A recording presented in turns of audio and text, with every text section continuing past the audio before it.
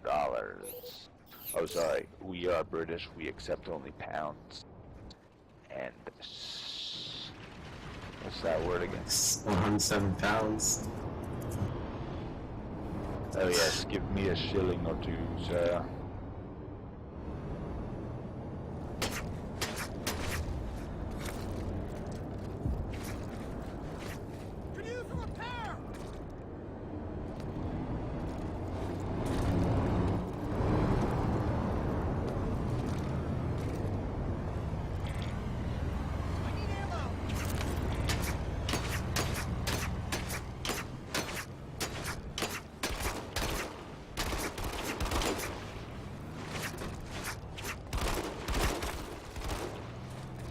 Would you like to hear Chapter 2?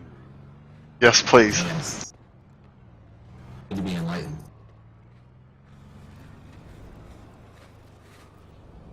Chapter 2, Waging War. Hold on, let me chug half of my beer real fast.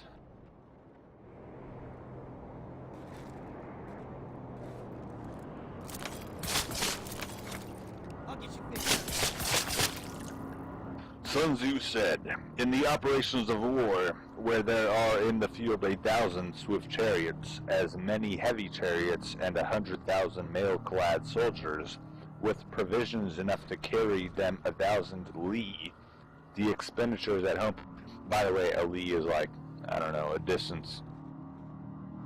With provisions enough to carry them 1,000 li, the expenditures at home and at the front, including entertainment of guests, small items such as glue and paint, and sums spent on chariot and armor, will reach the total of 1,000 ounces of silver per day.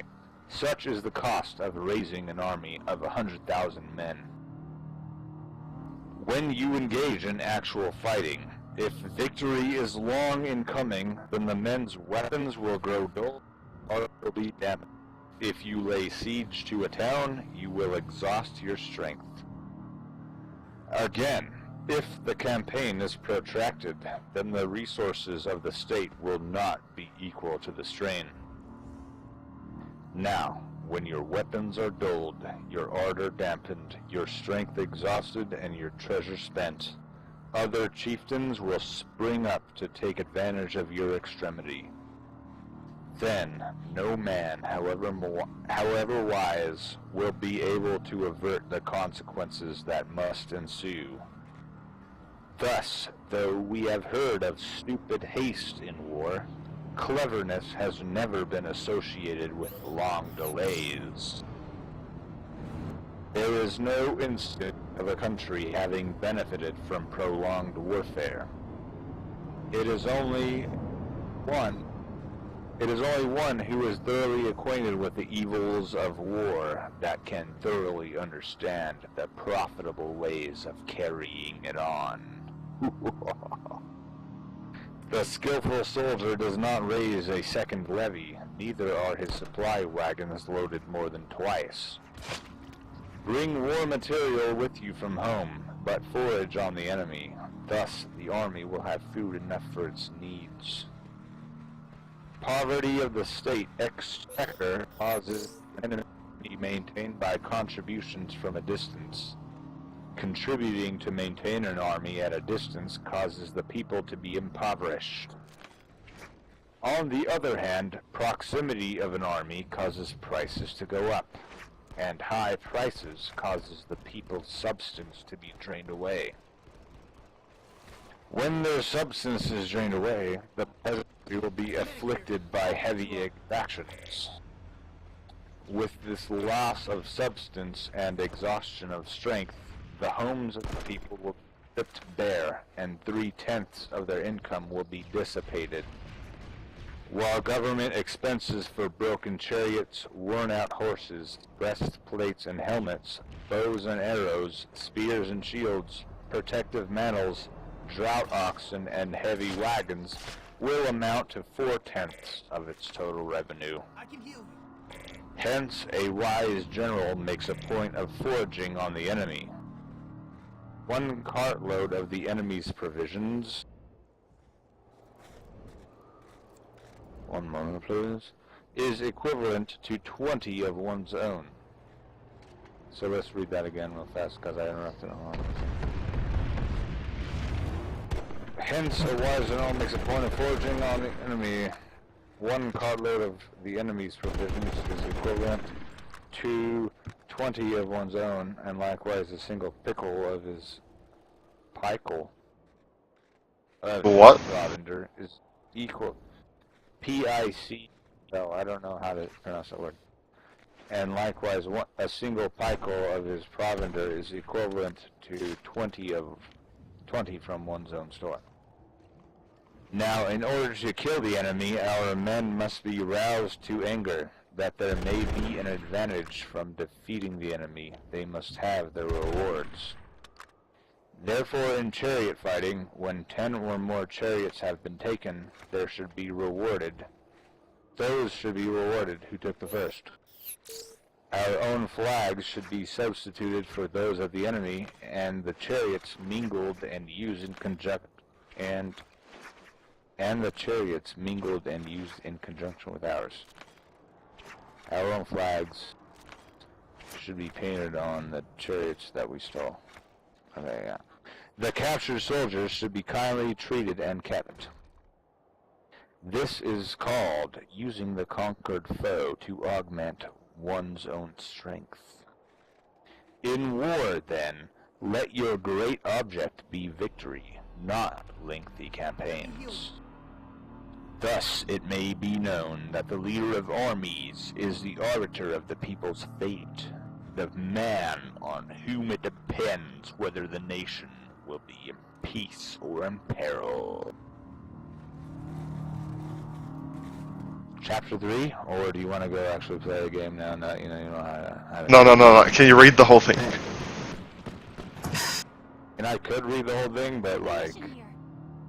We're on our side tree. Jesus, right now, you're all standing in front of me, and I look up, and it's like 7 people. Sun Tzu. You are a teacher.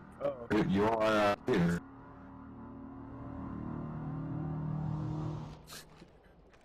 You're here to lead us into battle. Against those filthy rebels. Okay, chapter 3. Attack by strategy. Are you ready, good sirs? Sir, yes, sir. Sun Tzu said, in the practical art of war, the best thing of all is to take the enemy's country whole and intact. To shatter and destroy it is not so good. So too it is better to recapture an army entire than to destroy it. To capture a regiment, a detachment, or a company entire than to destroy them. Hence, to fight and conquer in all your battles is not supreme excellence. Supreme excellence consists in breaking the enemy's resistance without fighting. Thus, the highest form of generalship is to balk the enemy's plans. The next best is to prevent the junction of the enemy's forces. The next in order is to attack the enemy's army in the field, and the worst policy of all is to besiege walled cities. One second.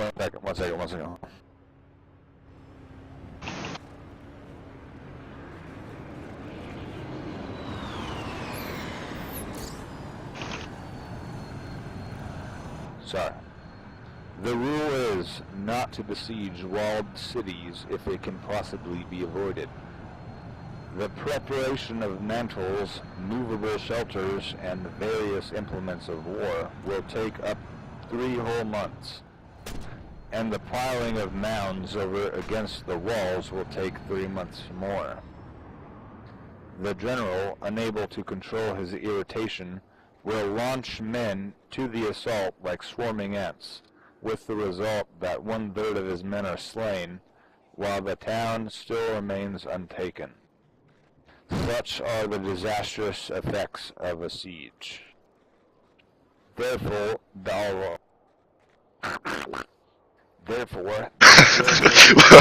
What? Sorry, I said a word wrong, and I decided to throw you off of your game. See if you're listening and paying attention. Anyway. Therefore, the skillful leader subdues the enemy's troops without any fighting. He captures their cities without laying siege to them.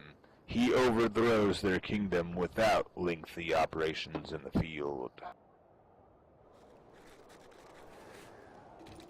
With his forces intact, he will dispute the mastery of the empire, and thus, without losing a man, his triumph will be complete. This is the method of What? No!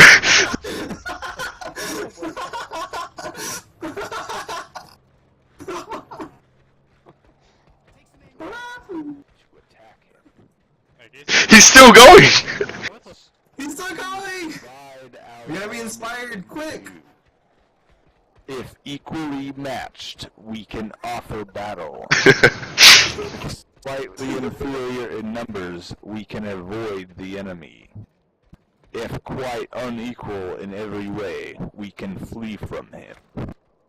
Hence, though an obstinate fight may be made by a smaller force, in the end it must be captured by the larger force. Now the general is the bulwark of the state. If the bulwark is complete at all points, the state will be strong. If the bulwark is defective, the state will be weak.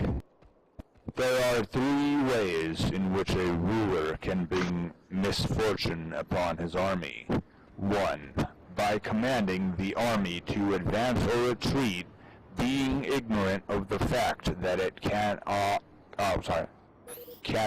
obey. I'm going to say that one again because it helps to flow.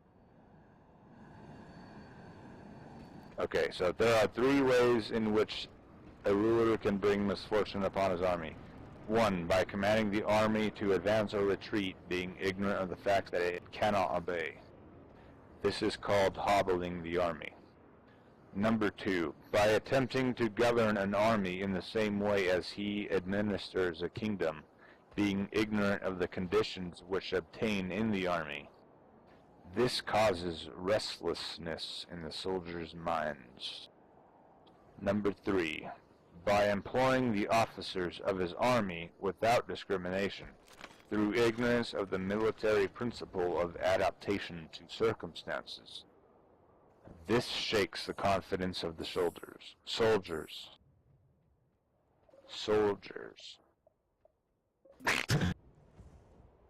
But when the army is restless and distrustful, trouble is sure to come from the other feudal princes. This is simply anarchy into the army and flinging victory away. Thus we may know that there are 5 essentials for victory. He will win who knows when to fight and when not to fight. He will win who knows how to handle both superior and inferior forces. He will win whose army is animated by the same spirit throughout all its ranks. He will win who, prepared himself, waits to take the enemy unprepared. He will win who has a military capacity and is not interfered with by the sovereign. Thanks, Obama. If you know the enemy and know yourself, you need not fear the result of 100 battles. If you know yourself, but not the enemy, for every victory gained, you will also suffer a defeat. If you know neither the enemy nor yourself, you will succumb in every battle. And thus, you know the first 3 chapters of Sun Tzu's Art of War. Sun Tzu's Art of War. I've been enjoying this. Guys, That was enlightening. I'm off to die. I mean, I could read more. How many chapters are there? Toby? Are you inspired? Wait, we're outside of the fucking workout, aren't we? I do. Yeah. Let's I go back inside the accidentally building. started running straight, and I ran out of air, and you guys followed me. No. Some tank came along and just pushed you. Yeah, some tank ran you over. Oh really? They pushed me over that? Yeah, so you all ran off and started laughing. That's good. I don't even care. Alright, well anyway. That's a great start. How many chapters are there to this thing? Chapter 4, Tactical Disposition. Sun Tzu said, "The good fighters of old first put themselves beyond the possibility of defeat, and then waited for an opportunity of defeating the enemy. To secure ourselves against defeat lies in our own hands. But the opportunity of defeating the enemy is provided by the enemy himself. Thus, the good fighter is able to secure himself against defeat, but cannot make certain of defeating the enemy. Hence the saying, one may know how to conquer the enemy without being able to do it." Security against defeat implies defensive tactics. Ability to defeat the enemy means taking the offensive. Shooting! Stay keen! Standing on the defensive indicates insufficient strength.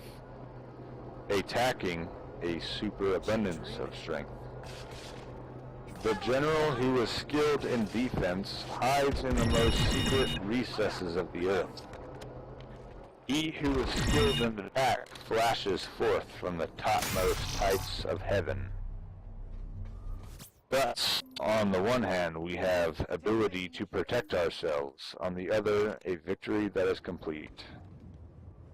To see victory only when it is within the ken of the common herd is not the acme of excellence. Neither is it the acme of excellence if you fight and conquer and the whole empire says, "Well done." To lift an autumn hair is no sign of great strength. To see the sun and moon is no sign of sharp sight. Stay keen! To hear the noise of thunder is no sign of a quick ear. What the ancients called a clever fighter is one who not only wins, but excels in winning with ease. He wins his battles by making one verse before. Hence his victories bring him neither reputation for wisdom, nor credit Take for some ammunition. courage. He wins his battles by making no mistakes. Making no mistakes is what establishes the certainty of victory. For it means conquering an enemy that is already defeated. Hence, the skillful fighter puts himself into a position which makes defeat impossible, and does not miss the moment for defeating the enemy. Thus, it is that... Sorry, hold on. Medic, I'll patch you up. Thus, it is that in the... hold on. Thus, it is that in war, the victorious strategist not only seeks battle after the victory has been won, whereas he who is destined to defeat first fights and afterwards looks for the victory. So, for those of you who couldn't follow along, I'm going to reread the last one. Ceasefire! You're hitting TR! What the ancients called a clever fighter is one who not only wins, but excels in winning with ease. Hence, his victories bring him neither reputation for wisdom, nor credit for courage. His battles are won by making no mistakes. Making no mistakes is what establishes the certainty of victory, for it means conquering an enemy that is already defeated. Hence, Sight identified! the skillful fighter puts himself in a position which makes Holy defeat shit, impossible. look right behind you. What the fuck? What? What the hell? What? Jesus Christ! Fuck that. I'm out, y'all. Come back in the warp gate, dude. Hostile galaxy in the area. To be continued in the warp gate at spawn. What the fuck? They just out of nowhere. Not expecting that. Hence, Sounds like so inspiration. So, One is inspired. The van who want inspiration. right. What the victory? There's not one who wins but excels in winning with ease. Hence, his victories bring him neither reputation for wisdom nor credit for courage. He wins his battles by making no mistakes. Making no mistakes is what establishes the certainty of victory, for it means conquering an enemy that is already defeated. Hence, the skillful fighter puts himself into a position which makes defeat impossible, and does not miss the moment for defeating the enemy. Thus, it is that, in war, the victorious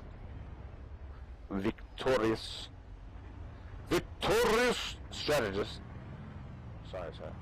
Thus, it is that, in war, the victorious strategist only seeks battle after the victory has been won, whereas he who is destined to defeat first fights and afterwards looks for victory.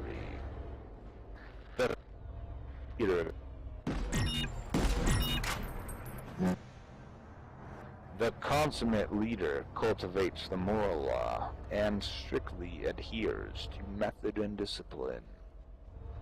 Thus, it is in his power to control success. In respect of military method, we have firstly, measurement. Secondly, estimation of quantity. Thirdly, calculation. Fourthly, balancing of chances. Fifthly, victory. Measurement owes its existence to Earth. Estimation of quantity to measurement. Calculation to estimation of quantity. Balancing of chances to calculation. And victory to balancing of chances. A victorious army opposed to a routed one is as a pound's weight placed in the scale against a single grain. The onrush of a conquering force is like the bursting of pent-up waters into a chasm 1,000 fathoms deep.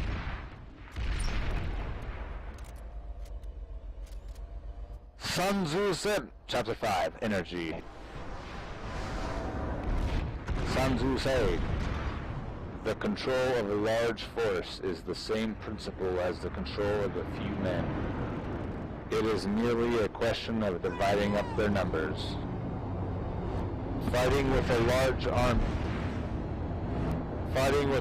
army under your command is no wise different from fighting with a small one. It is merely a question of instituting signs and signals.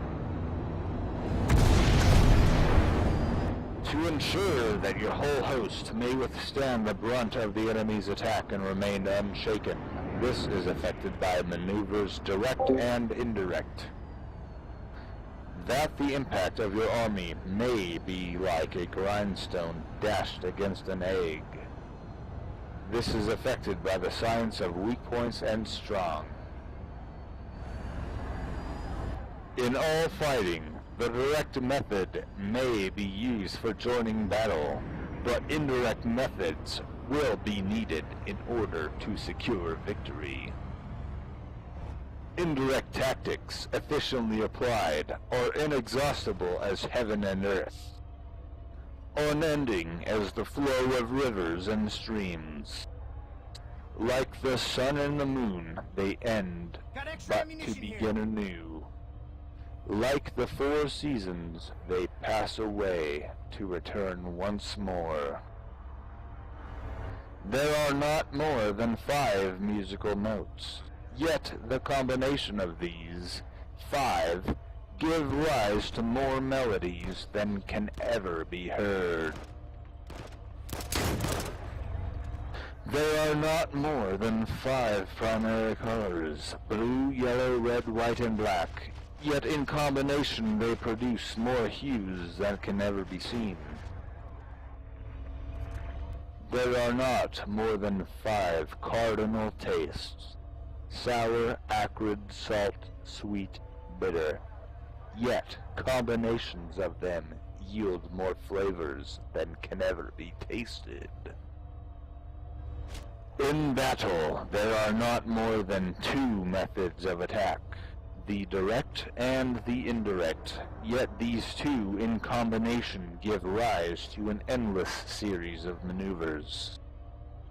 The direct and the indirect lead on to each other in turn. It is like moving in a circle. You never come to an end. Who can exhaust the possibilities of their combination? The onset of troops is like the rush of a torrent which will even roll stones along in its course. The quality of decision is like the well-timed swoop of a falcon which enables it to strike and destroy its victim. Therefore, the good fighter will be terrible in his onset and prompt in his decision. Energy may be likened to the bending of a crossbow, decision to releasing of a trigger. Amid the turmoil and tumult of battle, there may be seeming disorder and yet no real disorder at all. Amid confusion and chaos, your array may be without head or tail, yet it will be proof against defeat. Simulated disorder postulates perfect discipline. Simulated fear postulates courage. Simulated weakness postulates strength. Hiding order beneath the cloak of disorder is simply a question of subdivision. Concealing courage under a show of timidity presupposes a fund of latent energy. Masking strength within weakness is to be affected by tactical dispositions. Masking strength with weakness is to be affected by tactical dispositions.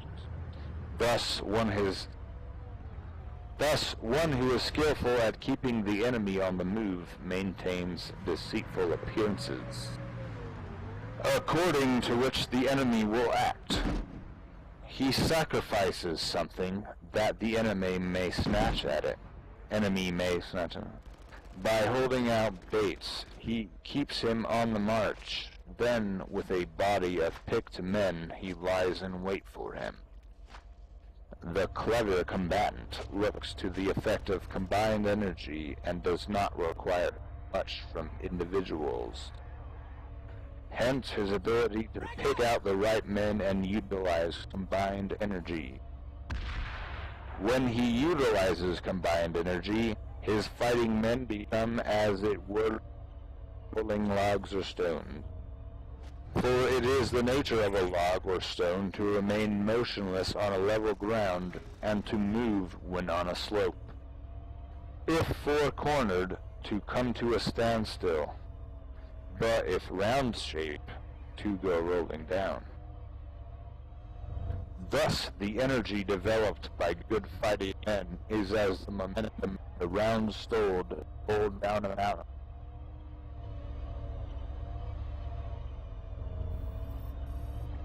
Oh, my bad, sorry, Thus, the energy developed by good fighting men is as the momentum of a round stone rolled down a mountain, thousands of feet in height.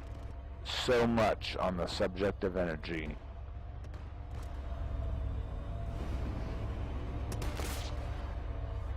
Enemies die. You have just heard 5 chapters of Sun Tzu. Now I must go liberate because my... What? No, no, no, no. Give us the 6th. Oh no. The 6th! Oh. How many chapters does it have? Let me see.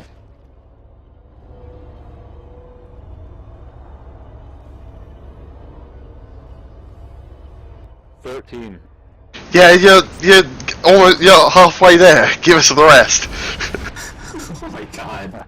It's only gonna be another 30 minutes. And maybe. We basically take I'll a tell peek. them to pick me up, and if they don't, I'll keep reading it. But the second they get here, I'm leaving.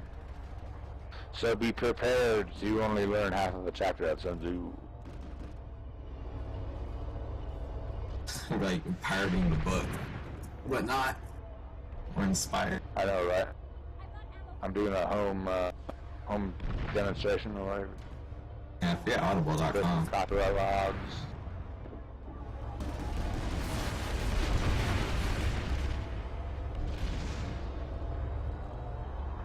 Chapter 6, Weak Points and Strong. Sun Tzu said, "Whoever is first in the field and awaits the coming of the enemy will be fresh for the fight. Whoever is second in the field and has to hasten to battle will arrive exhausted."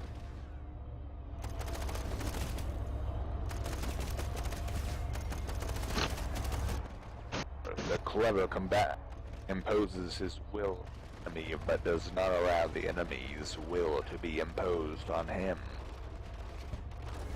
By holding out advantages to him, he can cause the enemy to approach of his own, or by inflicting damage, make it impossible for the enemy to hear. If the enemy is taking his ease, he can harass him. If well supplied with food, he can starve him out. If quietly encamped, he can force him to move. Appear at points which the enemy must hasten to defend. March swiftly to places where you are not expected.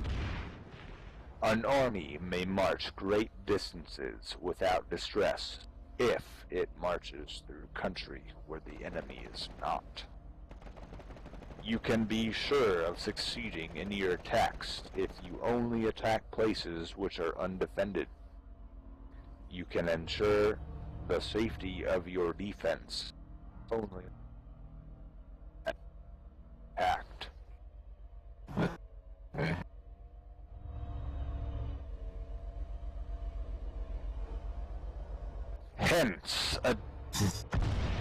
Hence, that general is skillful in attack whose opponent does not know what to defend, and he is skillful in defense whose opponent does not know what to attack. O divine art of subtlety and secrecy, though through you we learn to be invisible, through you inaudible, and hence hold the fate in our hands. You may advance and be absolutely irresistible if you make for the enemy's weak points. You may retire and be safe from pursuit if your movements are more rapid than those of the enemy. If we wish to fight, the enemy can be forced to an engagement even though he be sheltered behind a high rampart and a deep ditch. All we need to do is attack some other place that he will be obliged to relieve. If we do not wish to fight, we can prevent the enemy from engaging us even though the lines of our encampment be merely traced out on the ground. Sorry, I'll do that again. If we do not wish to fight, we can prevent the enemy from engaging us even though the lines of our encampment be merely traced out on the ground. All we need to do is to throw something odd and unaccountable in his way. By discovering the enemy's dispositions and remaining invisible ourselves, our forces concentrated, while the enemies must be divided. We can form a single united body, while the enemy must split up into fractions. Hence, there will be a whole pitted against separate parts of a whole. That there'll be many to the enemy's few. And if we are able thus to attack an inferior force with a superior one, our opponent will be in dire straits. The spot where we intend to fight must not be made known, for then the enemy will have to prepare against a possible attack at several different points. And if his forces being thus distributed into many directions, the numbers we shall have to face at any given point will be important. For should the enemy strengthen his van, he will weaken his rear. Should he strengthen his rear, he will weaken his vanguard. Should this strengthen his left, he will weaken in his right. Should he strengthen his right, he will weaken his left. If he sends reinforcements everywhere, he will be everywhere. No. Numerical weaknesses come from having to prepare against possible attacks. Numerical strength from compelling our adversary to make these preparations against us. Knowing the place and time of the coming battle, we may concentrate from the greatest distances in order to fight. But if neither time nor place be known, then the left wing will be impotent to succor the right. The right will be equally impotent to succor the left, the van unable to relieve the rear, or the rear to support the van. Tango Mike. How much more so if the furthest position of the army are anything under 100 li apart, and even the nearest are separated by several li. Though according to my estimate of ammunition here. the soldiers of UA exceeded our own number, that shall advantage them nothing in the matter of victory. I say then that victory can be achieved. Take some ammunition. Though the enemy be stronger in numbers, we may prevent him from fighting. Scheme so as to discover his plans and the likelihood of their success. Rouse him and learn the principle of his activity or inactivity. Force him to reveal himself so as to find out his vulnerable spots. Carefully compare the opposing army with your own so that you may know where strength is superabundant and where it is deficient. In making tactical dispositions, the highest pitch you can attain is to conceal them. Got extra ammunition here. Conceal your dispositions, and you will be safe from the prying eyes of the subtlest spies, from the machinations of the wisest brains. How victory may be produced for them out of the enemy's own tactics, that is what the multitude cannot comprehend. All men can see the tactics whereby I conquer, but what none can see is the strategy out of which victory is evolved. Do not repeat the tactics which have gained you one victory, but let your methods be regulated by the infinite variety of circumstances. Military tactics are like unto water, for water in its natural course runs away from high places and hastens downwards. So in war, the way is to avoid what is strong and to strike at what is weak. Water shapes its course according to the nature of the ground over which it flows. The soldier works out his victory in relation to the foe whom water shapes his course according to the nature of the ground over which it flows. The soldier works out his victory in relation to the foe whom he is facing. Therefore, just as water retains no constant shape, Take some So ammunition. in warfare, there are no constant conditions. Ammunition here. He who can modify his tactics in relation to his opponent and thereby succeed in winning Got extra may be ammunition called here. a heaven-born captain.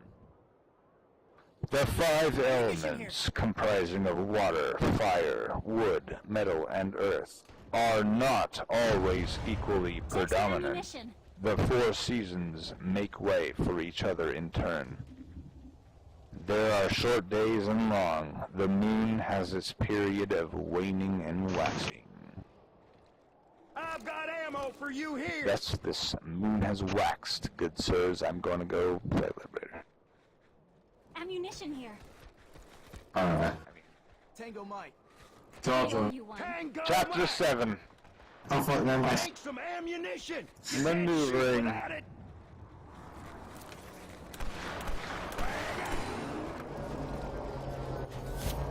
You can't create a movement and then not be our leader. He is he's a TR role Sun Tzu model. said, in war the general receives his commands from the sovereign. Having collected an army and concentrated his forces, he must blend and harmonize the different elements thereof before pitching his camp. After that comes tactical maneuvering, than which there is nothing more difficult. After that comes tactical maneuvering, than which there is nothing more difficult. The difficulty of tactical maneuvering consists in turning the devious into the direct, and misfortune into gain. Thus, to take a long and circuitous route,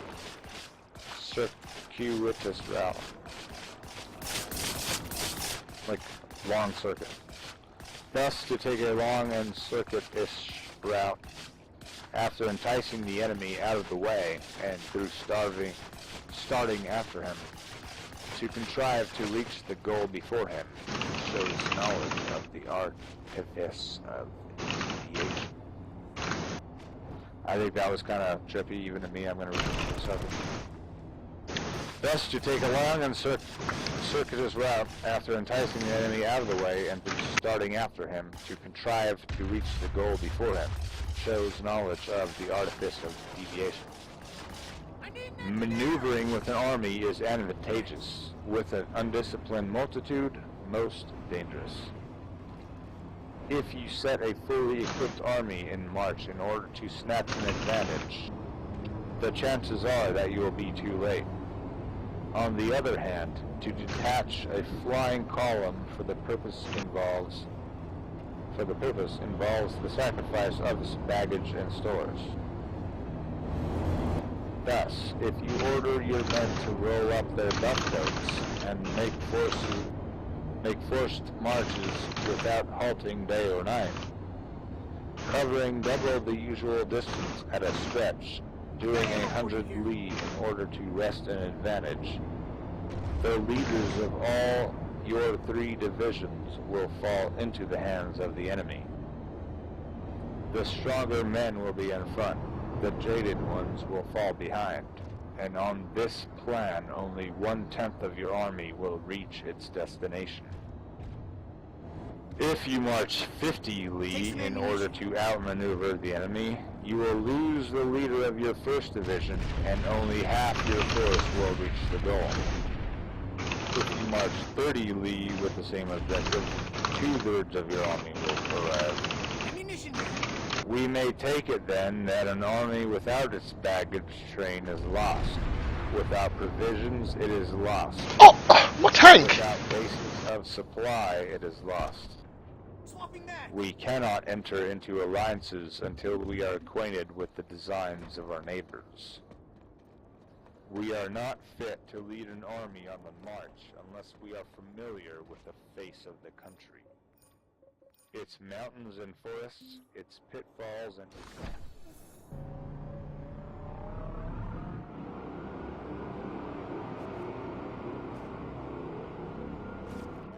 unless we make use of local sides. In war, practice this simulation and you will succeed. Whether to concentrate or to divide your troops must be decided by circumstances.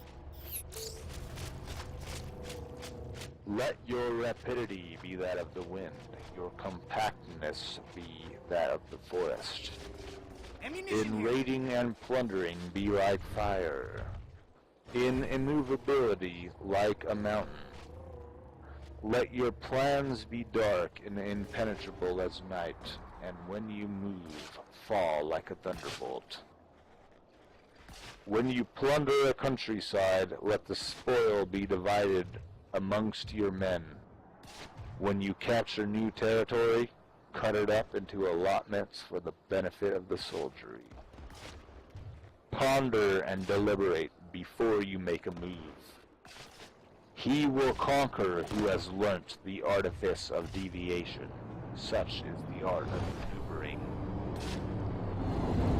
The Book of Army Management says, on the field of battle, the spoken word does not carry far enough. Hence, the institution of gongs and drums. Nor can ordinary objects be seen clearly enough. Hence, the institution of banners and flags. Gongs and drums, banners and flags are means whereby the eyes and ears of the host may be focused on one particular point. The host, thus forming a single united body, is it impossible either for the brave to advance alone, or for the cowardly to retreat alone. This is the art of handling large masses of men. In night fighting, then, make much use of signal fires and drums, and in fighting by day, of flags and banners, as a means of influencing the ears and eyes of your army. A whole army may be robbed of its spirit. A commander-in-chief may be robbed of his presence of mind, like Pale Tiger. Now a soldier's spirit is keenest in the morning. By noonday it has begun to flag, and in the evening his mind is bent only on returning to camp. I can heal you. A clever general, therefore, avoids an army when its spirit is keen, but attacks when it is sluggish and inclined to return. This is the art of studying moods. Disciplined and calm, to await the appearance of disorder and hubbub amongst the enemy. This is the art of retaining self-possession. To be near the goal while the enemy is still far from it. To wait at ease while the enemy is toiling and struggling. To be well fed while the enemy is famished. This is the art of husbanding one's strength.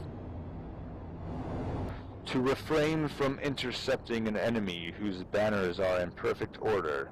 To refrain from attacking an army drawn up in calm and confident array. This is the art of studying circumstances. It is a military axiom not to advance uphill against the enemy, nor to oppose him when he comes downhill.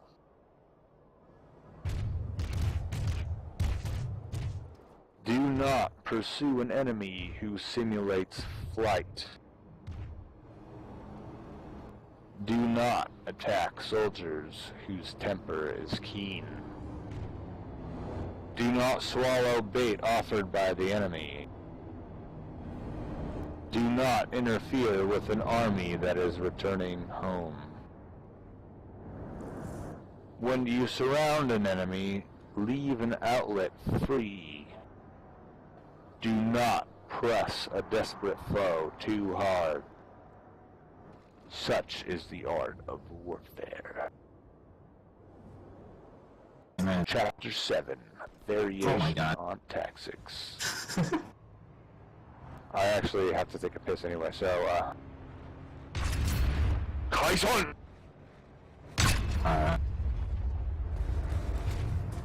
I'll be What the back in a fuck? couple minutes. I guess we'll wait for our commander and then inspire us again. You call yourself a soldier?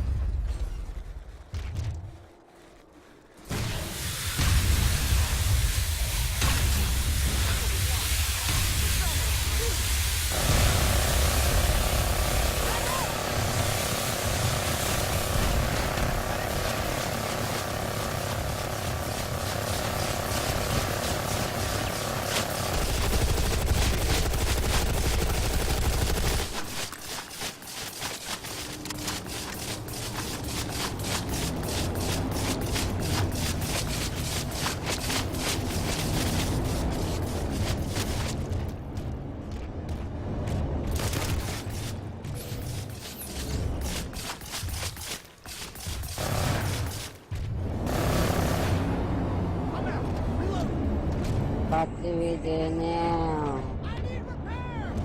We'll wait for our commander to inspire us after his joyful I'll piss. start repairs. Fucking gay, bro. Shut up.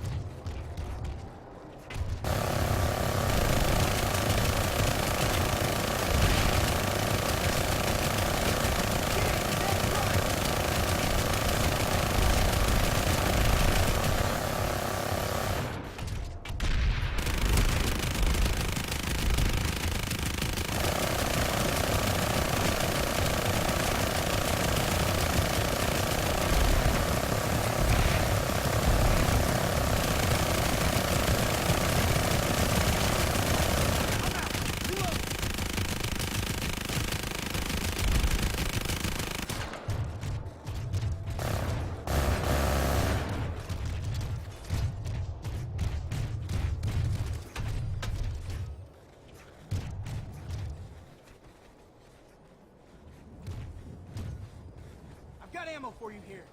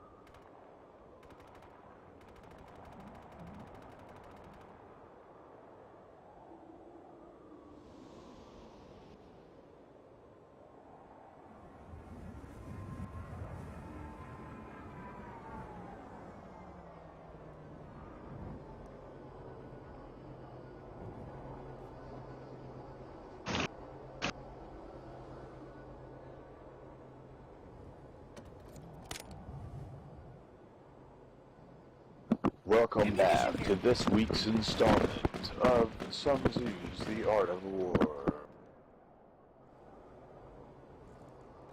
Chapter 8. Variation on Tactics. Sun Tzu said, "In war, the general receives his commands from the sovereign, collects his army, and concentrates his forces." Actually, I started too soon. I need to smoke this.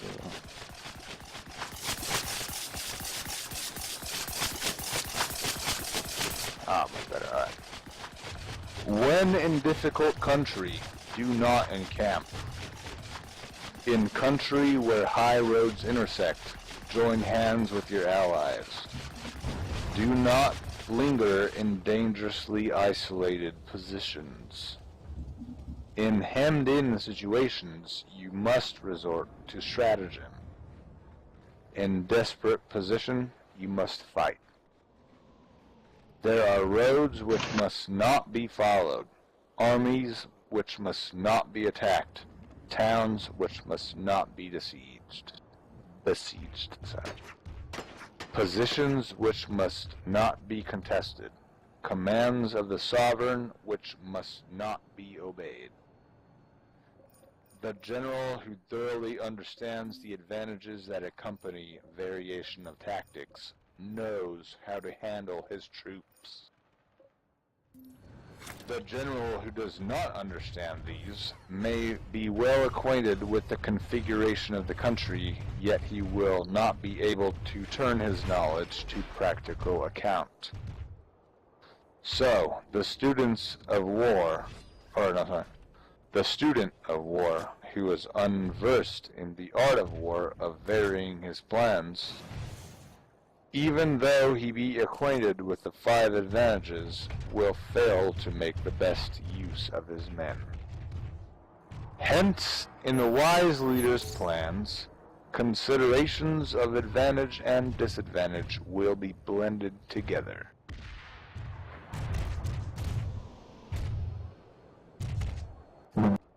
If our expectations of advantage be tempered in his way, we may succeed in accomplishing the essential part of our schemes.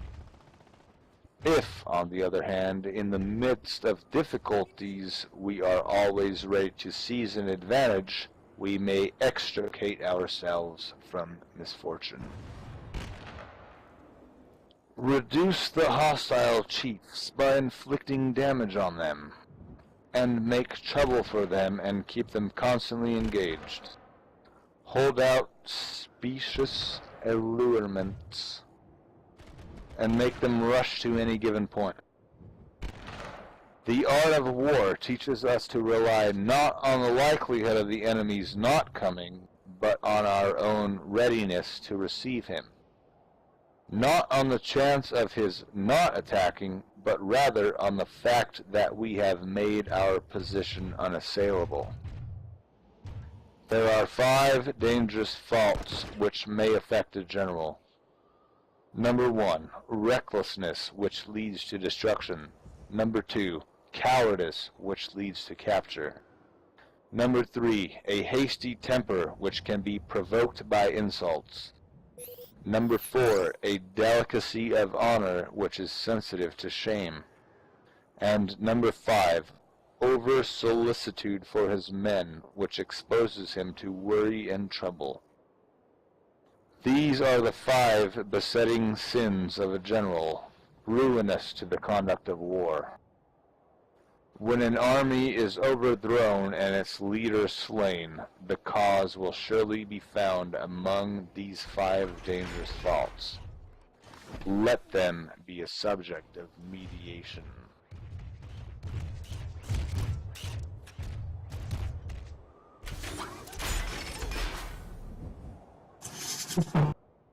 Down with the box on you? Chapter 9. Holy Sun Tzu said. There are 13 chapters, good sir. Trust me, this shit's not gonna end soon. No inspiration. Actually, it's chapter 9. I mean, if you've been here for this whole time, then it's probably not much longer for you then, I guess. Oh, well. Sun Tzu said, "We come now to the question of encamping the army and observing signs of the enemy. Pass quickly over mountains and keep in the neighborhood of valleys. Camp in high places facing the sun. Do not climb heights in order to fight." So much for mountain warfare. After crossing a river, you should get far away from it. When an invading force crosses a river in its onward march, do not advance to meet it in midstream. It will be best to let half of the army get across, and then deliver your attack. If you are anxious to fight, you should not go to meet the invader near a river which he has to cross. Moor your craft higher up than the enemy, and facing the sun. Do not move upstream to meet the enemy. So much for river warfare. Of this chapter is called The Army on the March, sorry. In crossing salt marshes, your sole concern should be to get over them quickly without any delay. If forced to fight in a salt marsh, you should have water and grass near you, and get your back to a clump of trees. So much for operations in salt marches. Marches. This shit sure says marches. This is fucking bullshit. Misspelled.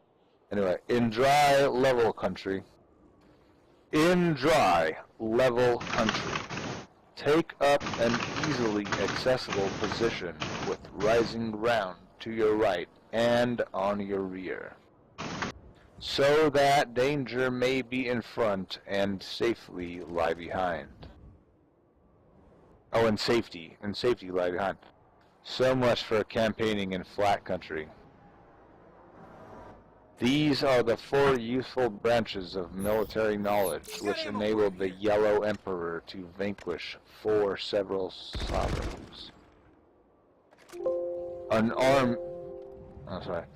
All armies prefer high ground to low and sunny places to dark. If you are careful of your men and camp on hard ground, the army will be free from disease of every kind, and this will spell victory. When you come to a hill or a bank, occupy the sunny side, with the slope on your right rear. Thus you will at once act for the benefit of your soldiers and utilize the natural advantages of the ground. When, in consequence of heavy rains up country, a river which you wish to ford is swollen and fleckled with foam, you must wait until it subsides. Country in which there are precipitous cliffs with torrents running between, deep natural hollows, confined places, tangled thickets, quagmires and crevasses, should be left with all possible speed and not approached. While we keep away from such places, we should get the enemy to approach them. While we face them, we should let the enemy have them on his rear. There's a gunner here.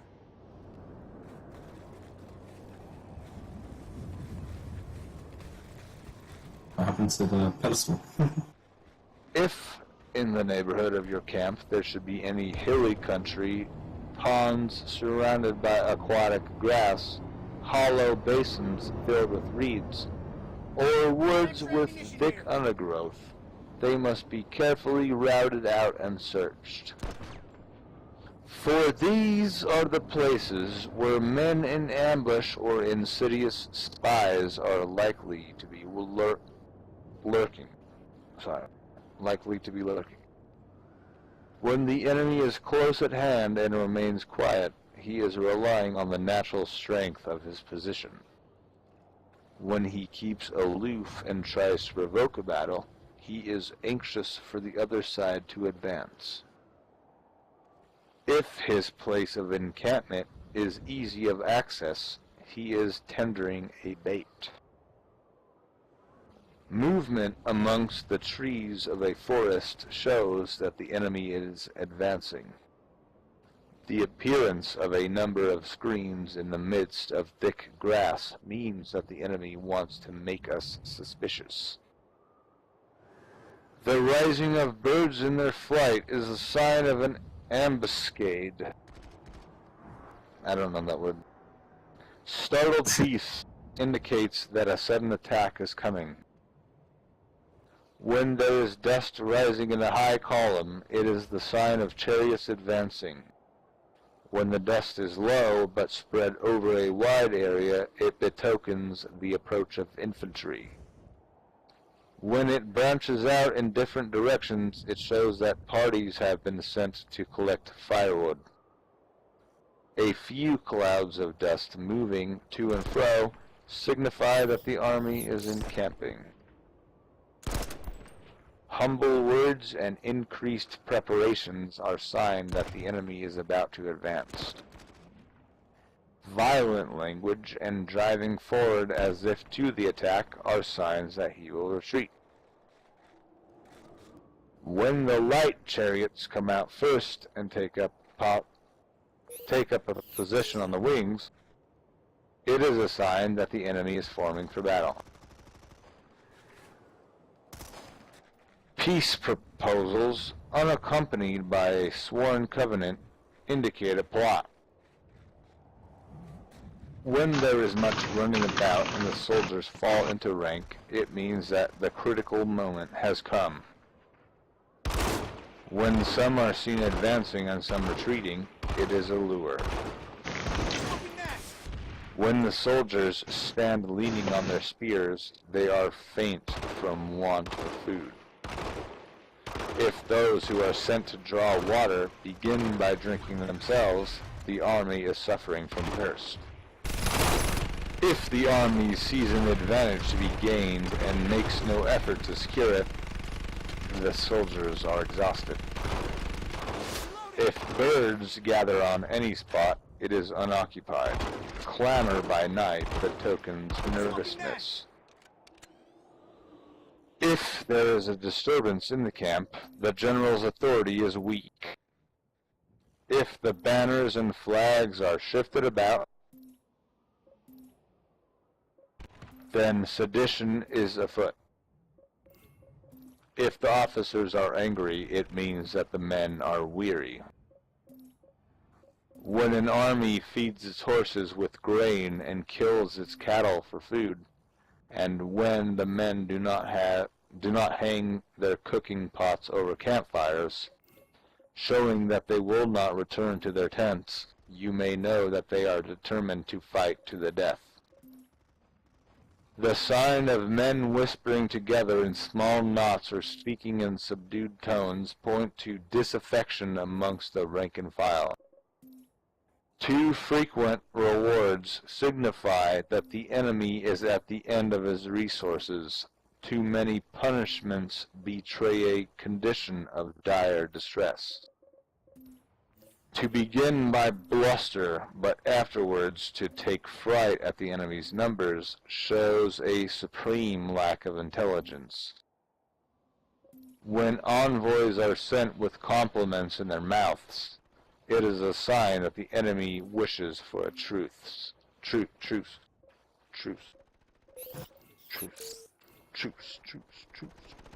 If the enemy's troops march up angrily and remain facing ours for a long time without either joining battle or taking themselves off again, the situation is one that demands great vigilance and circumspection. If our troops are no more in number than the enemy, that is amply sufficient. If If our troops are no more in number, I'm gonna.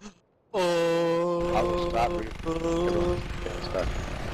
They're so close, If our dude. troops are no more in number than the enemy, that is amply sufficient. It only means that no direct attack can be made. What we do is simply to concentrate all our available strength, keep a close watch on the enemy, and obtain reinforcements. He who exercises no forethought but makes light of his opponents is sure to be captured by them. If soldiers are punished before they have grown attached to you, they will not prove submissive. And, unless submissive, they will be practically useless. If, when the soldiers have become attached to you, punishments are not enforced, they will still be useless.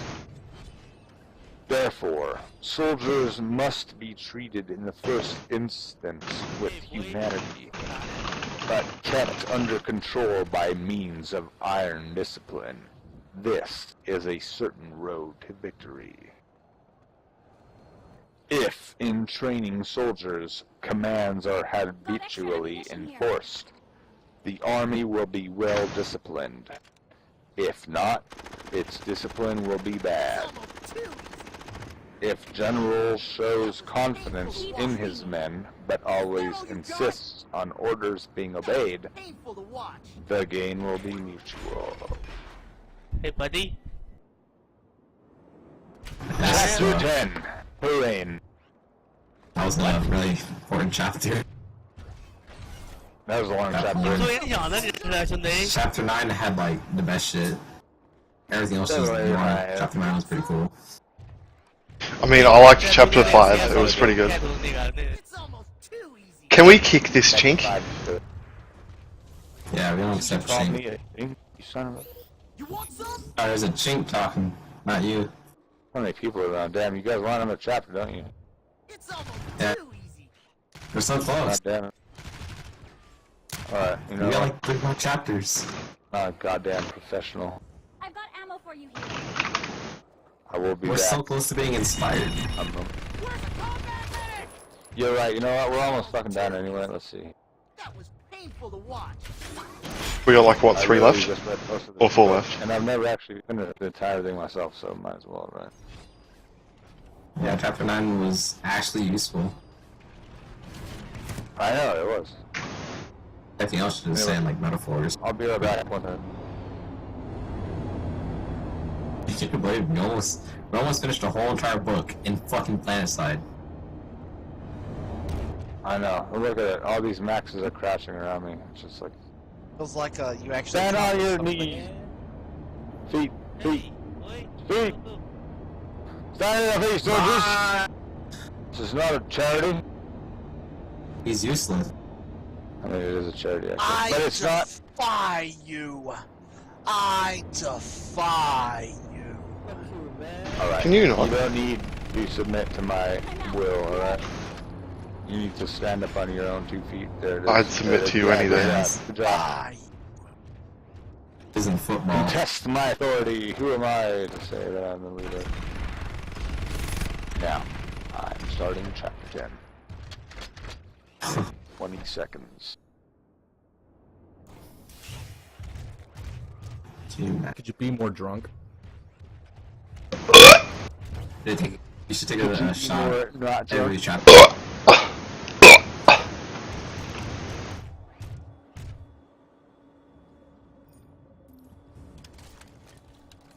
Alright.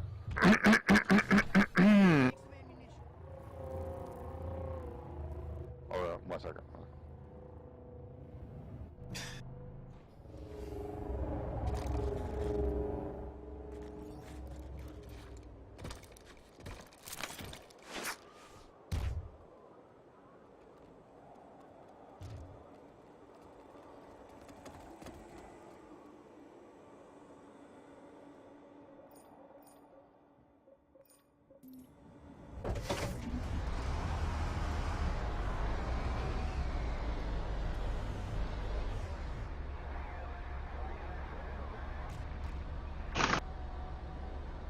Are you gentlemen ready?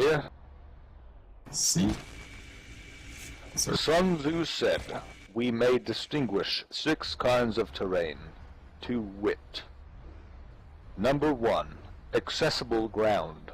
Number 2, entangling ground. Number 3, temporizing ground. Number 4, narrow passes.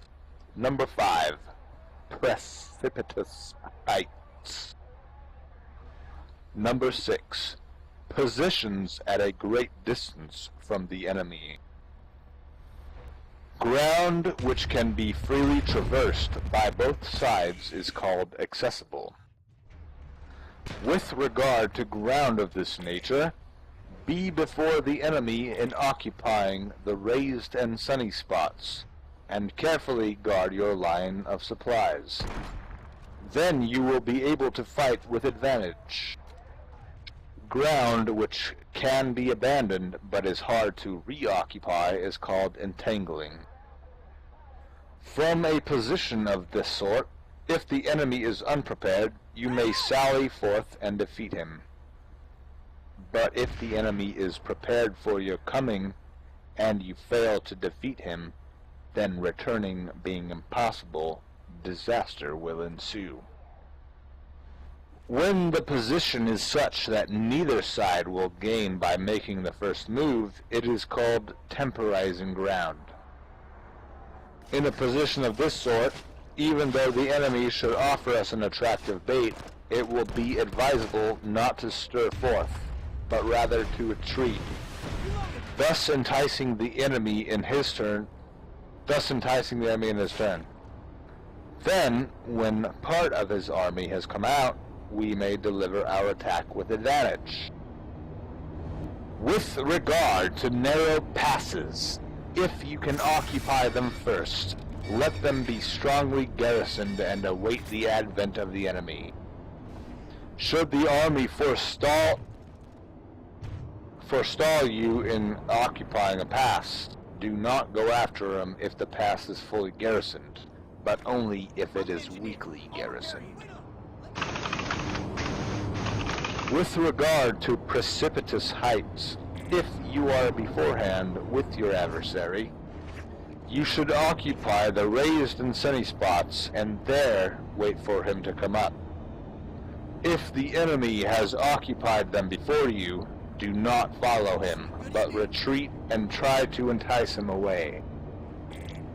If you are situated at a great distance from the enemy, and the strength of the 2 armies is equal, it is not easy to provoke a battle, and fighting will be to your disadvantage. These are the 6 principles connected with Earth. The general who has attained a responsible post must be careful to study them. Now an army is exposed to 6 several calamities, not arising from natural causes, but from faults for which the general is responsible. These are, number 1, flight, number 2, insubordination, number 3, collapse, number 4, ruin, number 5, disorganization, and number 6, rout. Other conditions being equal, if one force is hurled against another 10 times its size, the result will be the flight of the former.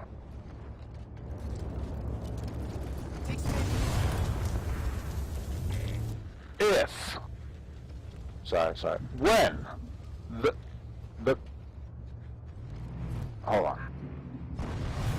When the common soldiers are too strong and their officers too weak, the result is insubordination.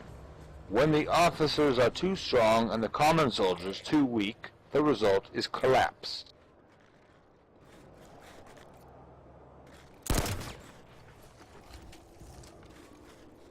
When the higher officers are angry and insubordinate, and on meeting the enemy give battle on their own account from a feeling of resentment, before the commander-in-chief can tell whether or not he is in a position to fight, the result is ruin. When the general is weak and without authority, when his orders are not clear and distinct, when there are no fixes When there are no fixed duties assigned to officers and men, and the ranks are formed in a slovenly, haphazard manner, the result is utter disorganization. When a general, unable to estimate the enemy's strength, allows an inferior force to engage a larger one, or hurls a weak detachment against a powerful one, and neglects to place picked soldiers in the front rank, the result must be rout. There are 6 ways of courting defeat, which must be carefully noted by the general who has attained a responsible post. The natural formation of the country is the soldier's best ally, but a power of estimating the adversary, of controlling the forces of victory, and of shrewdly calculating difficulties, dangers, and distances, constitutes the test of a great general. He who knows these things, and in fighting puts his knowledge into practice, will win his battles. He who knows them not, nor practices them, will surely be defeated. If fighting is sure to result in victory, then you must fight, even though the ruler forbid it. If fighting will not result in victory, then you must not fight, even at the ruler's bidding. The general who advances without coveting fame and retreats without fearing disgrace, whose only thought is to protect his country and do good service for his sovereign, is the jewel of his kingdom. Regard your soldiers as your children, and they will follow you into the deepest valleys. Look upon them as your own beloved sons, and they will stand by you even unto death. If, however, you are indulgent, but unable to make your authority felt, kind-hearted, but unable to enforce your commands, and incapable, moreover, of quelling disorder, then your soldiers must be likened to the spoilt children. They are useless for any practical purpose. If, however, you are indulgent, but unable to make your authority felt, kind-hearted, but unable to enforce your commands, and incapable, moreover, of quelling disorder, then your soldiers must be likened to spoilt children.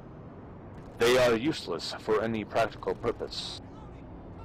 If we know that our own men are in a condition to attack, but are unaware that the enemy is not open to attack, we have gone only halfway towards victory. If we know that the enemy is open to attack, but are unaware that our own men are not in a condition to attack, we have gone only halfway towards victory.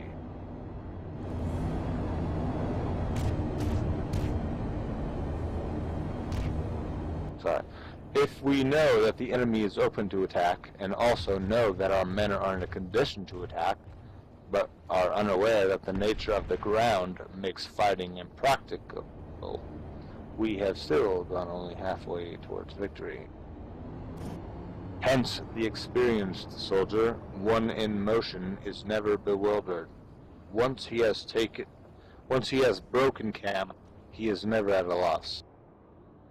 Hence the saying, if you know the enemy and know yourself, your victory will not stand in doubt.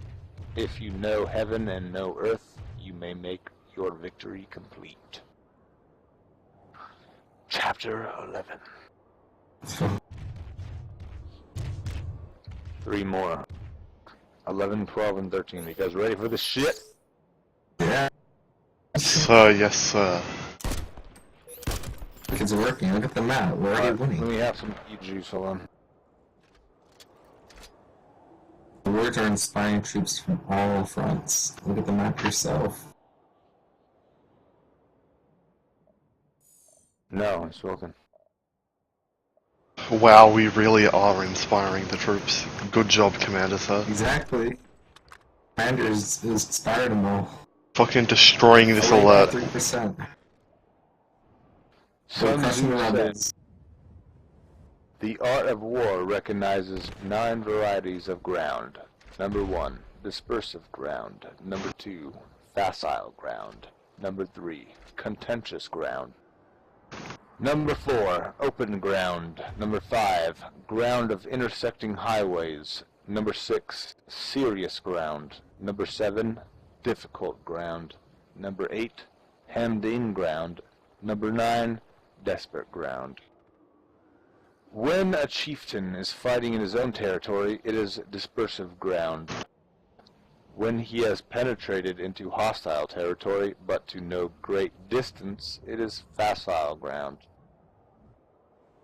Ground, the possession of which imports great advantage to either side, is contentious ground. Ground on which each side has liberty of movement is open ground. Ground which forms the key to 3 contiguous states, so that he who occupies it first has most of the empire at his command, is a ground of intersecting highways. When an army has penetrated into the heart of a hostile country, leaving a number of fortified cities in its rear, it is serious ground. Mountain forests, rugged steeps, marshes and fens, all country that is hard to traverse. This is difficult ground. Welcome to Hassan, motherfuckers. Lameo. Actually, that's is serious. Lamalzadon. I actually really like Hassan. Ground which is reached through narrow gorges and from which can only retire by tortuous paths, so that a small number of enemy would suffice to crush a large body of our men.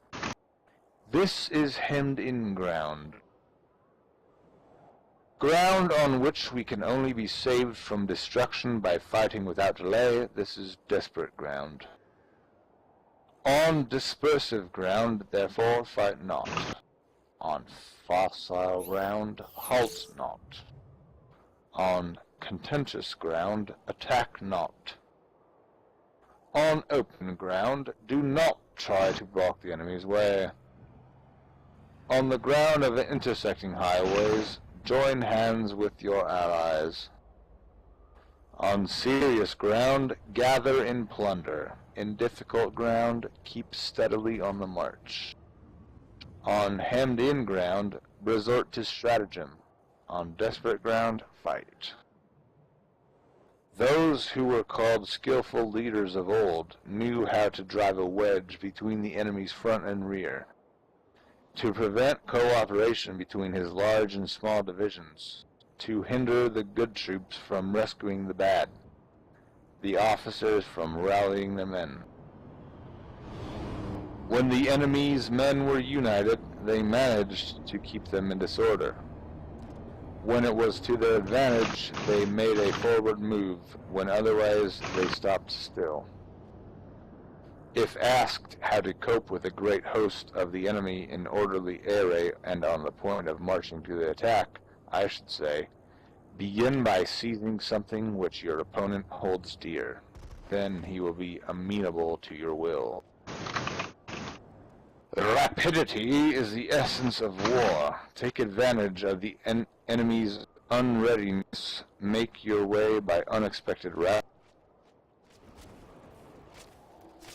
The following are the principles to be observed by an invading force.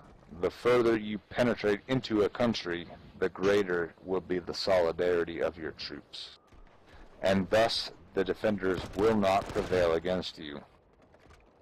Make forays in fertile country in order to supply your army with food. Carefully study the well-being of your men and do not overtax them. Concentrate your energy and hoard your strength. Keep your army continually on the move and devise unfathomable plans. Throw your soldiers into positions whence there is no escape, and they will prefer death to flight. If they will face death, there is nothing they may not achieve. Officers and men alike will put forth their uttermost strength. Soldiers, when in desperate straits, lose the sense of fear. If there is no place of refuge, they will stand firm. If they are in hostile country, they will show a stubborn front. If there is no help for it, they will fight hard.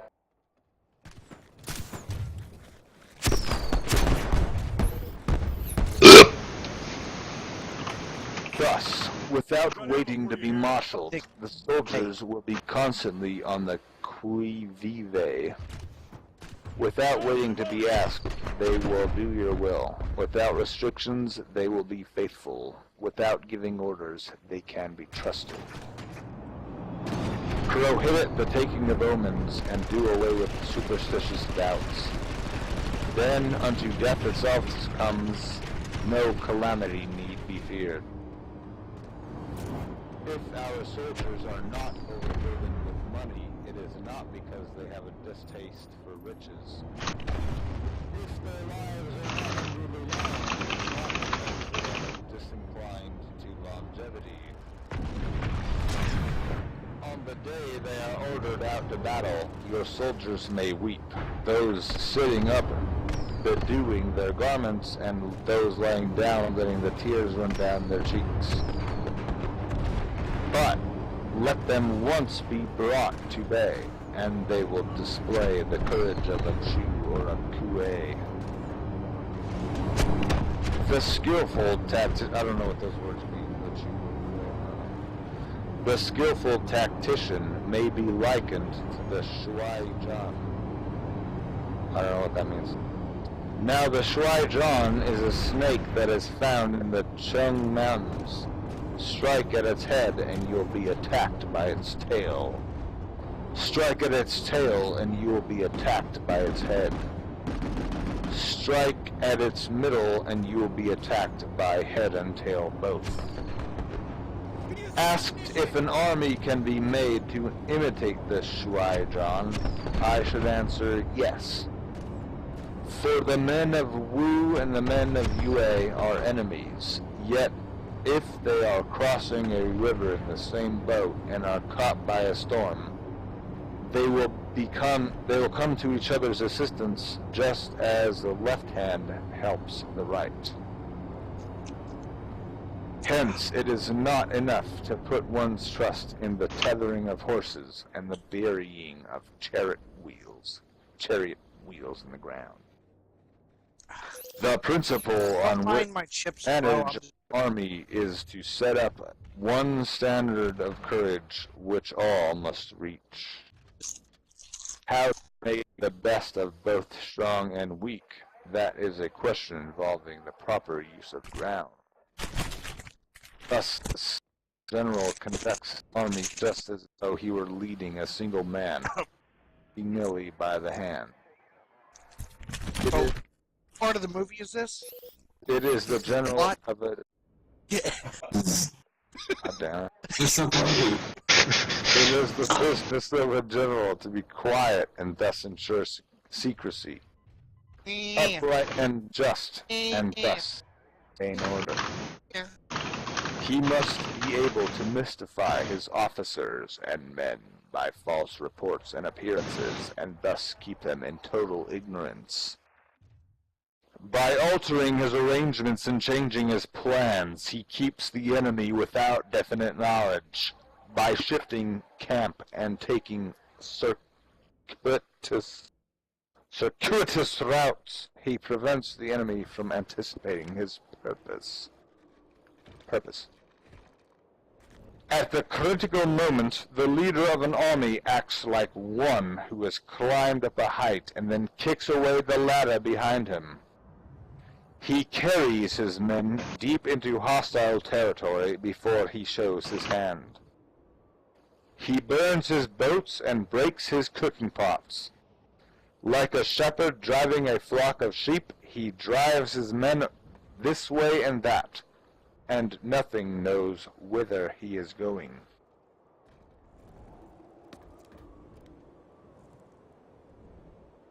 Wow. So is he the To bad muster guy? his host. The bad guy? To muster his host and bring it into danger. Yes, he is. To muster his host and bring it into danger. This may be termed the business of the general. The different measures suited to the 9 varieties of ground, the expediency of aggressive or defensive tactics, and the fundamental laws of human nature. These are the things that must most certainly be studied. When invading hostile territory, the general principle is that penetrating deeply brings cohesion. Penetrating but a short way means dispersion. When you leave your own country behind and take your army across neighborhood territory, you find yourself on critical ground. When there are means of communication on all 4 sides, the ground is one of intersecting highways. When you penetrate deeply into a country, it is serious ground. When you penetrate but a little way, it is facile ground. Hold on. Sorry, guys. Sorry, I gotta take this road. When you have the enemy's stronghold on your rear and narrow passes in front, it is hemmed in ground. When there is no place of refuge at all, Yeah, it what's is up? desperate ground. Hey, what's going on, man? Haven't seen you in a while. First of Oh. ground, I would inspire my men with unity of purpose. What you doing? On facile ground, I would see that there is I a know that close is- connection between all parts Yeah, what of about my... her? Well, On she's dead. consent, I I would hurry up my rear. On open ground, I would keep a vigilant eye on my defenses. On ground of intersecting highways, I would consolidate my alliances. Let's go live it. On serious ground, I would try to ensure a continuous stream of supplies. On difficult ground, I would keep pushing on along the road. On hemmed-in ground, I would block away any way of retreat. On desperate ground, I would proclaim to my soldiers the hopelessness of saving their lives. Oh, I would proclaim to my soldiers the hopelessness of saving their lives. For it is the soldier's disposition to offer an obstinate resistance when surrounded, to fight hard when he cannot help himself, and to obey promptly when he has fallen into danger. We cannot enter into alliance with neighboring princes until we are acquainted with their designs. We are not fit to lead an army on the march until we are familiar with the face of the country, its mountains and forests, its pitfalls and precipices, its marshes and swamps. We shall be unable to turn natural advantages to account unless we make use of local guides. To be ignored of any one of the following 4 or 5 principles does not befit a warlike prince. When a warlike prince attacks a powerful state, his generalship shows itself in preventing the concentration of the enemy's forces. He overawes his opponents, and their allies are prevented from joining against him.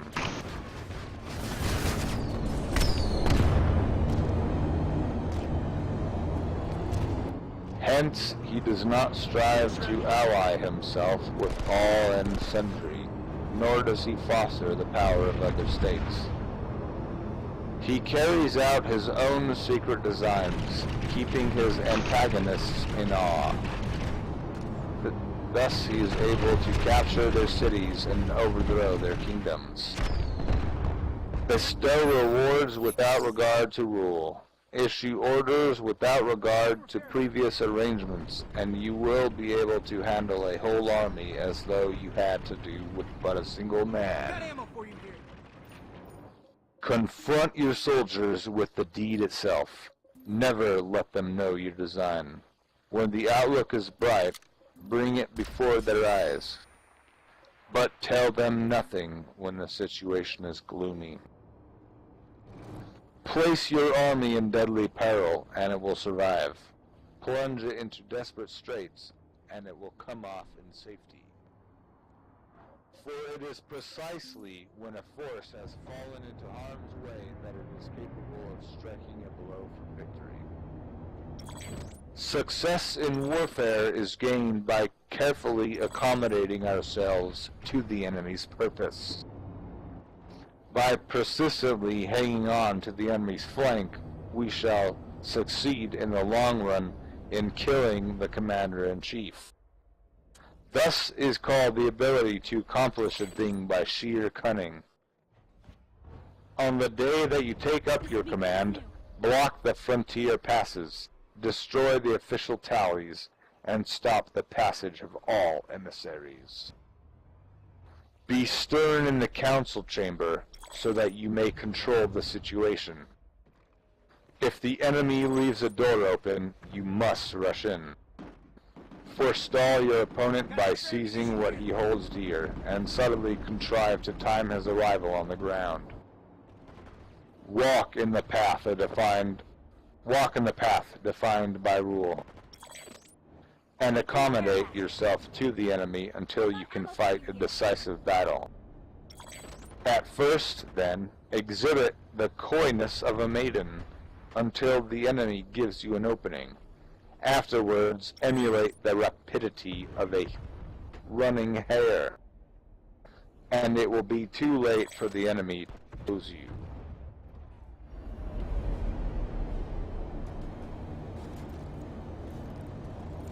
Chapter 12 out of 13. My God. Holy shit! It's only 3 pages. Oh, it's really okay. short. And then also 13 is also 1, 2, 3, 4 pages. So we're almost done, dude. Why are we sticking this out? Is this an Almost accomplishment? done. I guess Yeah. There's like 7 pages left before We're going on 2 hours, guys. Pages. How many pages were there in total? How dare you, sir? Let's see, 59, 60, 70. hope you've been drinking water. Fruits by maybe Sun Tzu. convention. D2, yes, very good. Reloading. Well, get on with it. I've got ammo for you. Chapter 12, The Attack by Fire. Sun Tzu said, "There are 5 ways of attacking with fire. The first is to burn soldiers in their camp. The second is to burn stores. The third is to burn baggage trains. The fourth is to burn arsenals and magazines. The fifth is to hurl dropping fire amongst the enemy.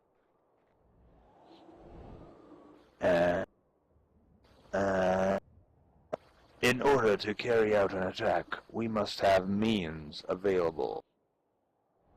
You must have memes? We must have memes, yes. The memes. That too. The material for Meme? blazing fire should always be kept in readiness. There is a proper season for making attacks with fire, and special days for starting a conflagration. The proper season is when the weather is very dry. The special days are those when the moon is in the constellations of the sieve, the wall, the wing, or the crossbar, for these 4 are all days of rising wind. In attacking with fire, one should be prepared to meet 5 possible developments. When fire breaks out inside the enemy's camp, respond at once with an attack from without. If there is an outbreak of fire, but the enemy's soldiers remain quiet, bide your time and do not attack.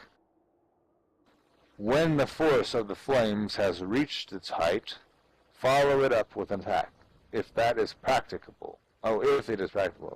If not, stay where you are. If it is possible to make an assault with fire from without, do not wait for it to break out within, but deliver your attack at a favorable moment. When you start a fire, be to windward of it. Do not attack from the leeward. A wind that rises in the daytime lasts long, but a night breeze soon falls. In every army, the 5 developments connected with fire must be known, the movement of the stars calculated, and a watch kept for the proper days. Hence, those who use fire as an aid to attack show intelligence. Those who use water as an aid to the attack gain an accession of strength. Accession. By means of water, an enemy may be intercepted, but not robbed of all his belongings. Unhappy is the fate of one who tries to win his battles and succeeds in his attacks without cultivating the spirit of enterprise, for the result is waste of time and general stagnation. Hence the saying, the enlightened ruler lays his plans well ahead. The good general cultivates his resources. I'm an engineer. I'll repair you. The Art of War by Sun Tzu. I've got ammo for you here. Move not unless you see an advantage. Use not your troops unless there is something to be gained. Fight not unless the position is critical. No ruler shall put troops into the field merely to gratify his soul's spleen, his own spleen. No general should fight a battle simply out of pique. If it is to your advantage, make a forward move. If not, stay where you are. Anger may in time change to gladness. Vexation may be succeeded by content. But a kingdom that has once been destroyed can never come again into being, nor can the dead ever be brought back to life, unless you have nanites. Hence, the enlightened ruler is heedful, and the good general full of caution. This is the way to keep a country at peace and an army intact. Welcome, gentlemen, to the very last chapter of Sun Tzu's The Art of War. Holy shit. But that is a story for There another. are only... Yes, you must wait until next week for chapter 13. No! Just kidding. Yeah.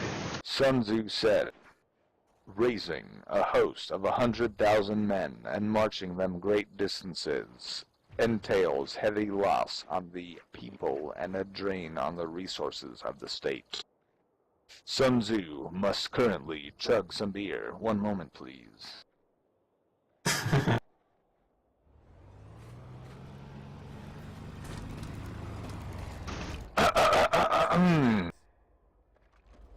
Raising a host of 100,000 men and marching them great distances entails heavy loss on the people and a drain on the resources of the state. The daily expenditure will amount to 1,000 ounces of silver. There will be commotion at home and abroad, and men will drop down exhausted on the highways. As many as 700,000 families will be impeded in their labor. Hostile armies may face each other for years, striving for the victory which is decided in a single day. This being so, to remain in ignorance of the enemy's condition simply because one grudges the outlay of 100 ounces of silver in honors and annulments is the height of inhumanity. As it being the height of inhumanity, I will reread this phrase. Hold on. Hostile armies may face each other for years, striving. Sorry, hold on. I'm just gonna do it normal. Hostile armies may face each other for years, striving for the victory which is decided in a single day. This being so, to remain in ignorance of the enemy's condition simply because one grudges the outlay of 100 ounces of silver in honors and annulments is the height of inhumanity. One who acts thus is no leader of men, no present help to his sovereign, no master of victory. Thus, what enables the wise sovereign and the good general to strike and conquer, and achieve things beyond the reach of ordinary men, is foreknowledge. Now this foreknowledge cannot be elicited from spirits. It cannot be obtained inductively from experience, nor by any deductive calculation. Knowledge of the enemy's disposition can only be obtained from other men.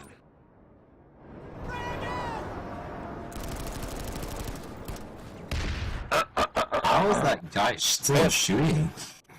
Hence the use of spies, the use of spies, of whom there are 5 classes. 1. Local spies. 2. Inward spies. 3. Converted spies. 4. Doomed spies. 5. Surviving spies. When these 5 kinds of spy are all at work, none can discover the secret system. This is called divine manipulation of the threads. It is the sovereign's most precious faculty. Having local spies means employing the services of the inhabitants of a district. Having inward spies, making use of the officials of the enemy. Having converted spies, getting hold of the enemy's spies and using them for our own purposes. Having doomed spies, doing certain things openly for purposes of deception and allowing our spies to know of them and report them to the enemy. Surviving spies, finally, are those who bring back news from the enemy's camp. Hence it is that which none in the whole army are more intimate relations to be maintained than with spies. Hence it is that which none in the whole army are more intimate relations to be maintained than with spies. None should be more liberally rewarded. In no other business should greater secrecy be preserved.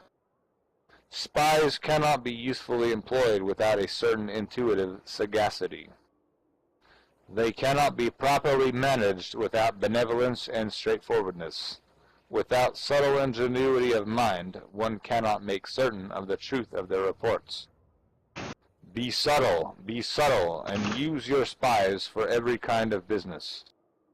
If a secret piece of news is divulged by a spy before the time is ripe, he must be put to death together with the man to whom the secret was told. Whether the object be to crush an army, to storm a city, or to assassinate an individual, it is always necessary to begin by finding out the names of the attendants, the aides-de-camp, and doorkeepers and sentries of the general in command. Our spies must be commissioned to ascertain these. The enemy's spies who have come to spy on us must be sought out, tempted with bribes, led away, and comfortably housed. Thus they will become converted spies and available for our service. It is through the information brought by the converted spy that we are able to acquire and employ local and inward spies. It is owing to his information, again, that we can cause the doomed spy to carry false tidings to the enemy. Lastly, it is by his information that the surviving spy can be used on appointed occasions. The end and aim of spying in all its 5 varieties is knowledge of the enemy, and this knowledge can only be derived in the first instance from the converted spy. Hence it is essential that the converted spy be treated with the utmost liberality. Of old, the rise of the Yin dynasty was due to Yi Qi, who had served under the Xia. Likewise, the rise of the Zhou dynasty was due to Liu Ya, who had served under the Yin. Hence, it is only the enlightened ruler and the wise general who will use the highest intelligence of the army for purposes of spying and thereby achieving great results. Spies are a most important element in water because on them depends the Army's ability to move. Got extra ammunition here. Thus, you have just completed Sun Tzu's The Art of War. Yeah, I'm inspired. Wow, that was awesome. Go forth Let's and get a conquer the shit out of the shit. let's get a round of That was applause, long as- guys. Huh. I can't clap. I can't clap while holding my push to talk. Hang on. I Now can't know hold is it my for Sun Tzu. You are now Sun Tzu. Masturbating Sun Tzu. Definitely. I was that guy shooting for like fucking ever. I'm sorry it took so damn long, but I had to read this entire book with Yeah. the utmost. What do you call it? Fill in the word for me. Care. Commander voice. Yeah, that works. With the utmost. Da da da. Holy shit, that was so long. Wasn't it? That was great. I loved it. I can't believe you guys actually waited the entire time to listen to this shit. It was Can't worth the believe wait. I'm now like, yeah, Jesus. Never doubt the level of autism in this game. I thought we were gonna stop at chapter 2. I've gone away Got a twice gathering. and Okay, now listen. If murdered a you heap of people want and came to- back, and you guys are still here, so it's pretty impressive. If you people want to worship and honor me, then join Chicken Shit Outfit. Then you can ask yourself every day. Outfit. Yeah, How I do I sort get of out feel, of I this? sort of feel like that you owe us that, you know? You owe this man that. Yeah, chuck us an in. Just leave my outfit. Change your description to chapter 9 of the Art of War. Oh, we want to repeat an encore of Chapter 9? Oh shit, no. Exilis, you're joining Chicken Shit Outfit. I don't think I've killed Yeah, I sure am. And we'll teach those blue people how to fucking die. Fucking rebels. Cheers, mate. Going back to Chapter 9. Club fight, Waterson's Redemption fight, Manny Tower fight. The army on the march. Sun Tzu said, "We now come to the question of encamping the army and observing signs of the enemy. Pass quickly over mountains and keep in the neighborhood of valleys. Camp in high places facing the sun. Do not climb heights in order to fight." So much for mountain warfare. I think it might have been 8 you wanted, but I'm honestly... I already read this. I just fucking finished an entire book. Yeah, just check the VOD when I upload it. You haven't had to Read a finish an book entire in a book game. since like middle school, right? Yeah. I know, exactly, man. What is this shit? Trying to overlook it or Yes. something? Those I'll be inspiration. right back. I will inspire you again with Chapter 9 in a moment, but first I must take a break. Man, that was After sure recycle something. these empty plastic bottles and go take I'm out. a fat You shit Chicken. comprised of urine, and then come back and smoke a dab, and then I'll be right back. I'll be back in 10 minutes. I'm gonna listen to Beethoven while I am back. You know, And guess what? I'm gonna read Sun Tzu and listen to Beethoven. How I'm fucking pretty sure elite Sun Tzu and also said. cultured am I? Oh yeah. You know you want to join my outfit. You know you all want to be generals. But you can't, you have to earn it. Oh, In so honor of listening, in honor of you all listening to this, I'll make you all grill operators. Yay!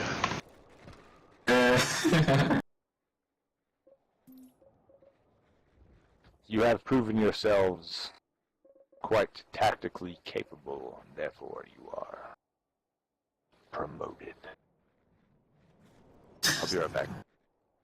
You know, I feel like we're actually gonna get people in this outfit that it was a complete joke at first. I feel like that's actually gonna happen. Yeah. I tried recording some of this shit. It's kind of fucking hilarious. I wish I fucking recorded it when he got fucking ran over by the damn tank. And there was the fucking like what do we call it? Airships are all behind him, like doing an assault on that base. That was pretty fucking hilarious.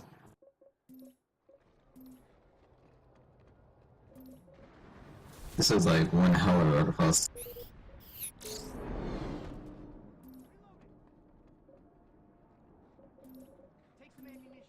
Can't believe we just read the whole Art of fucking War.